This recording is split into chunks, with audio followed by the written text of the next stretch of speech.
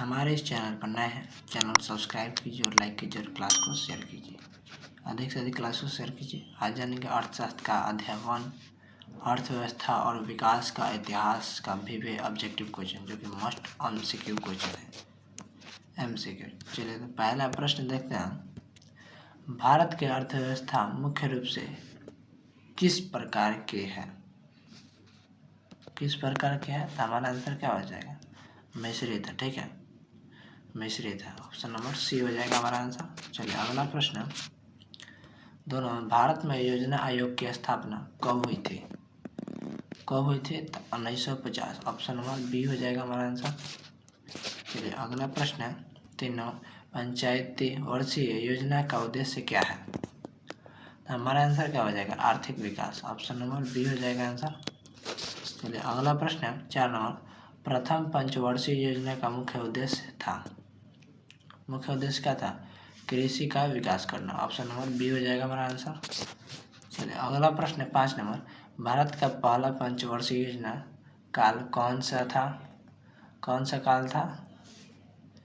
1951 से 56। ठीक है, ऑप्शन नंबर बी हमारा आंसर हो जाएगा। ठीक है। 6 नंबर। हरित क्रांति का संबंध है। हरित क्रांति का संबंध है कृषि उत्पाद से और सफेद क्रांति का दूध से। ठीक है, ऑप्शन नंबर हमारा बी आंसर हो जाएगा। चलिए अगला प्रश्न है 7 नंबर। राष्ट्रीय आय का अर्थ है। राष्ट्रीय आय का अर्थ है, हमारा आंसर क्या हो जाएगा? देश की कुल आमदनी। ठीक है, राष्ट्रीय आय मतलब देश की कुल आमदनी, मतलब देश का कुल पैसा। ठीक है, ऑप्शन नंबर सी हमारा आंसर हो जाएगा। चलिए अगला प्रश्न 8 नंबर। मानव विकास सूचकांक HDI का निर्माण किसने किया? किसने किया? तो महबूब उल हक ने। ठीक है, ऑप्शन नंबर सी हमारा आंसर हो जाएगा। चलिए अगला प्रश्न है 9 नंबर। गरीबी रेखा का निर्धारण किस आधार पर किया जाता है? किस आधार पर किया जाता है? तो आय और उपभोक्त स्तर पर। ठीक है, ऑप्शन नंबर हमारा बी आंसर हो जाएगा। चलिए अगला प्रश्न है। द्वितीय पंचवर्षीय योजना का प्रमुख उद्देश्य था तो औद्योगिक विकास। ठीक है, ऑप्शन नंबर हमारा बी हो जाएगा आंसर।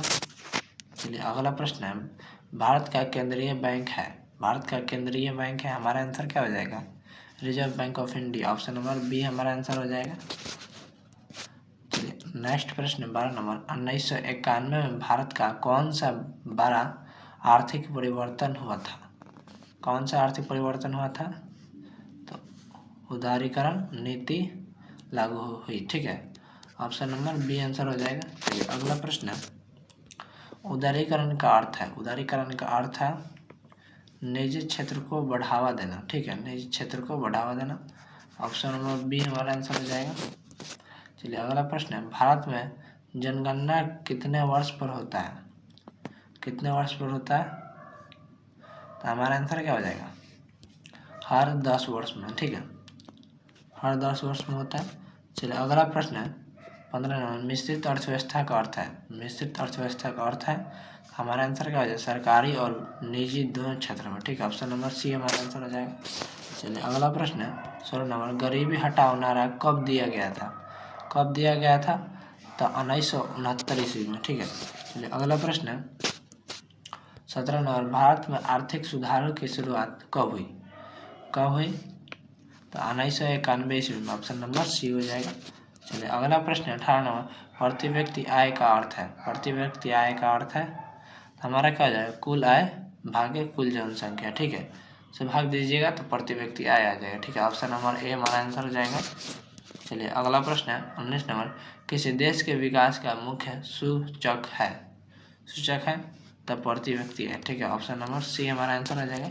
चलिए लास्ट प्रश्न है जो कि 20 नंबर। भारत का सबसे आर्थिक क्षेत्र कौन सा है? कौन सा है? तो कृषि क्षेत्र। ठीक है, ऑप्शन नंबर हमारा ए हो जाएगा आंसर। और हमारे इस चैनल पर नया है, चैनल सब्सक्राइब कीजिए और लाइक कीजिए, क्लास को शेयर कीजिए। अधिक से अधिक क्लास को आप लोग शेयर कर